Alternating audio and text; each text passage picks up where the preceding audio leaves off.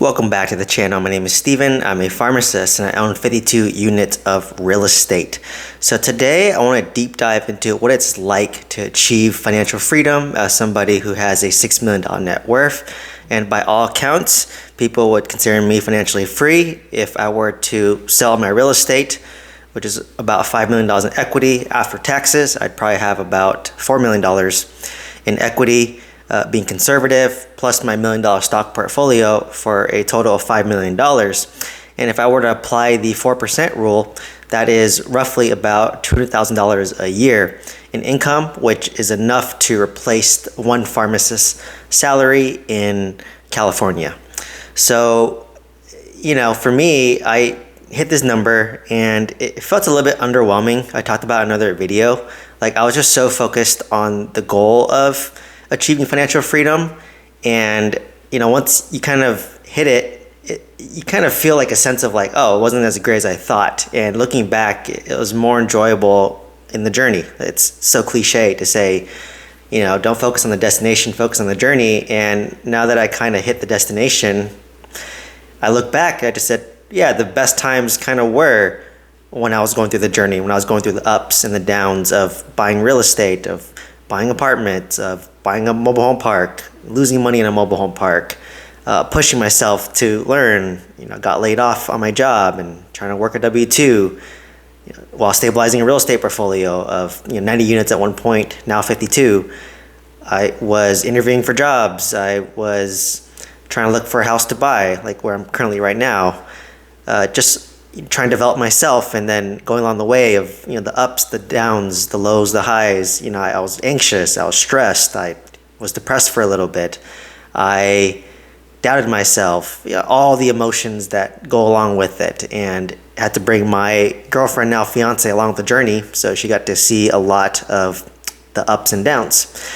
So now that I hit it, basically for most people's account, that's your financial freedom number, is replacing my W-2 income. That was my goal the whole time. I make more than $200K now, but at the time it was roughly about $20,000 a month, which is about $240K, and pretty close to that. So, but when I kind of hit it, nothing really changed for me, and I think nothing really changed for me was because I'm still continuing to work my W-2. I am still trying to better myself, and ironically, what helped me kind of chase wealth building in the first place was I always had this sense of, I don't have enough money, or I always had this very frugal mentality for the most part. So ironically, what helps you build financial freedom is also kind of the crutch to obtaining financial freedom in that sense. And to be honest, what's kind of holding me back from, stepping away from a W-2 is I felt like in the past 3 years, I was very focused on real estate, and what you have to be if you want to build something great, something amazing. But I kind of put other investments on hold. I stopped doing my 401k. I stopped max funding my life insurance. I dipped into my reserve, which I'm rebuilding. I was renting at the time, which was significantly cheaper than paying a mortgage now. And I put off a lot of my personal life, right? Didn't think about getting engaged or marriage until after my real estate stabilized. I wanted to build up my social media business and my coaching business. I on top of that wanted to basically just stabilize everything, and then when I'm ready, that's when I'll take the leap. And another factor that's kind of holding me back as well from leaving the W-2 obviously is the longer I've owned real estate.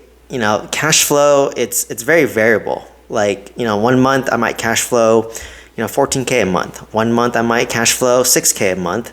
And it just depends on what expenses you have, right? Maybe tenants leave, maybe tenant trashes a unit, maybe something breaks, you have a bed bug infestation. The income is very variable. So as I owned real estate more, I wouldn't feel as comfortable just living off my real estate income right now. I'd rather just work my job and live off that income, and then whatever income I get from real estate, it's just saved for real estate for something else. So that's kind of ironic. So for me, if I'm maintaining the status quo, I basically feel like I still have to work. But if I, let's say, don't want to work anymore, I would probably have to sell off some of my real estate. So for me, the move that would make the most sense is to sell off one of my negative cash flow single family homes in California, which has a lot of equity, but it's cash flow negative because I pulled out a lot of money from that to go buy my apartment complexes in my mobile home park, which my two apartments cash flow. My mobile home park I sold for a loss, but I had to carry a second lien position, a note on that mobile home park. So a lot of my money is still trapped in the mobile home park, but I'm getting paid interest on it now. But I have about $450,000 trapped in my mobile home park deal as a second lien position, and it's trapped there until they cash out, refinance, and finish their value add plan or continue what I did. So for me, it's just very like I would have to sell that cash flow negative property, and then essentially, so let's say I'm negative $3,000 a month in cash flow on that property because I pulled out, a lot of equity during the cash out refinance when interest rates were low during COVID, and sell that, take the equity, and essentially pay off the mortgage in this house. And that would be a huge move because my mortgage is $5,500 a month here, plus I'm cash flow negative $3,000 over there. So that's about $8,500 a month that I would reduce my expense. At that point, my expense would be reduced significantly, and I would still kind of have that cash flow because I'm selling off a negative cash flow property using the equity to basically wipe out my mortgage here. So it would reduce my expense by $8,500. And I know people are going to ask, but my apartments cash flow a lot. That covers a negative cash flow of my single family homes. So overall net, I probably cash flow on average per month about $10,000 per month on average. And that's factoring the negative cash flow from the single family homes because my apartments cash flow a lot. So they kind of carry, my Oklahoma apartment complex portfolio kind of carry the team, and my California single family home portfolio is overall probably cash flow negative. Some are cash flow positive, but majority cash flow negative and high appreciation. So like when I am ready to step away from my W-2, I would, like I said, sell a single family home that's high cash flow negative. I would wipe out $3,000 a month negative off the books and then pay off my mortgage, which will wipe off $5,500 on top of that. And another thing that's kind of holding me back from, doing financial freedom and retiring early essentially is, I'm planning on getting married like early next year. And, soon after that, probably have, planning for 2 kids. And, obviously kids is another expense, right? And I get it. You can spend as much as you want on kids or as little as you want on kids. If you send a kid to private school, it's more expensive. If you have to send your kid to daycare, it's more expensive. If you take your kids out on a lot of vacations, it can be expensive. If you buy them a lot of things, do a lot of activities, it's expensive. But overall, more of the story is once you have kids, things just get more expensive. And I don't know what the expenses are going to look like once I have kids. Like right now, me and my fiance, overall, we don't spend that much. And we are generally pretty minimalist. We spend most of our money on, experiences and doing activities. Don't get me wrong, I went through a phase of buying a bunch of stuff, and a lot of the clothes, the things I have is from what I bought back in 2017. And if I want something, I'll buy it, right? Like I'm not going to hold myself back, but now I'm trying to be really methodical because I don't want to, number one, have my house be too cluttered, and number two, have things I don't use. Like we all went through that where we bought a bunch of stuff and we never use it, and it just causes clutter in the house and ends up causing more stress than good. So for me, that's kind of what's holding me back. Is I don't know what the expenses are going to look like. Like obviously, if I don't want kids and then at all, I would just retire right now. What else is there to do? I'm not passing on money to somebody. I know my expenses and my fiance expenses. We could travel pretty well on a budget. We just did a almost 3 week trip to Southeast Asia, went to Taiwan, Bali, Malaysia, and for 2 people, we spent about $6,300 for the 2 of us for 16, 17 days. And most of it was flight because once you're in Southeast Asia, everything's cheap. So we can travel pretty on a budget. And, even that vacation, if I spent $6,000, that's my cash flow can cover that. Right. And like I said, if I were to retire, I would sell my cash flow negative property, pay off this mortgage, and then I have to pay property tax, insurance, HOA, utilities, which might be $2,000 a month. So if I spent, $2,000 on housing expense, and then I have my vacation, which is, $6,000, that's $8,000. I cash flow $10,000 a month on average. And So that's kind of one thing that's kind of holding me back. So like right now, I don't mind working and just maintaining the status quo. But the moment we start the family plan, most likely my fiance will go down from full-time pharmacist to a part-time pharmacist, and at that point, I could make the decision of maybe becoming a part-time pharmacist as well, and slowly kind of stepwise wean off. But for me, another thing that's kind of holding me back is, ironically, in order to build like a $6 million net worth by 34 years old, it requires a certain motor and a certain grind. So I think I'm just the type to enjoy, bettering myself and improving myself, right? And obviously, once you get financial freedom, you could do whatever you want. Like for me, I legitimately enjoy learning and teaching other people and helping people, build wealth and better themselves for their future and their family. And what's the beauty about financial freedom is once you kind of have enough for yourself, like once your cup's full, you can get to others. And that's what I always wanted to do, because I wish someone taught me these things, and someone kind of mentored me and expedited my journey. So that's why I'm really into like sharing my journey on YouTube and all that.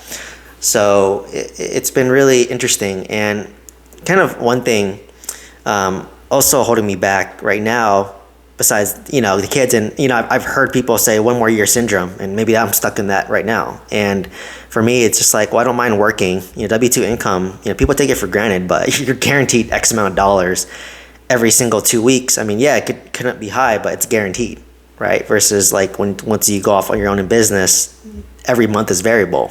And like for me, if I retire, I'm not going to just do nothing. I'm probably still going to work in a way. It just would be at my time, my leisure, work with who I want. I probably will become a real estate broker, or consider, at least try it, continue creating content, continue coaching, continue mentoring, and see wherever, this YouTube takes me, wherever that goes.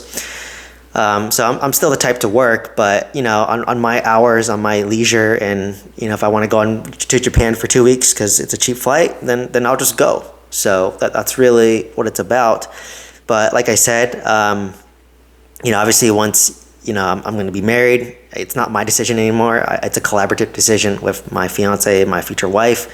And, right now it just makes sense for me to be the one working, because I get paid more, and I'm a Monday through Friday because I'm in management, versus for her, she, is a variable schedule. So once we have kids, it's going to be a little bit more challenging for her, versus for me, I have a more consistent schedule and a lot more flexibility because I'm salary and I'm exempt. Anyways, that's kind of one thing that's kind of been, kind of holding me back from, retiring early, when by all metrics I could. And something that like I've been really thinking of was like, my God, this is the only time in my life, before I have kids, that I could like, travel freely, do what I want when I want, and not worry about it, and, travel on my schedule, don't have to follow a school schedule. I get it when I have kids. I have about 5 years before they, go on the school schedule. But, then your parents start to age and they have to take care of your parents. So it's just like, once you're in your 40s, all these obligations like start to like hit you. So, really glad that I went all out in my 20s and 30s to basically leave no regrets on the table. So and achieve financial freedom and try everything, fail in multiple things and be successful in some things. So anyways, went on a long rant about, financial freedom and what's kind of holding me back from retiring early, when by all metrics and numbers and on paper, I should be able to, right? If you want to buy your first multifamily deal with some guidance, check out the mentorship program. 1 or 2 deals is all it takes to really give you some nice cash flow. Otherwise, let me know if you have any questions or comments, and please share this video with somebody. Like, comment, subscribe, and hope to see you in the next one. Thank you so much.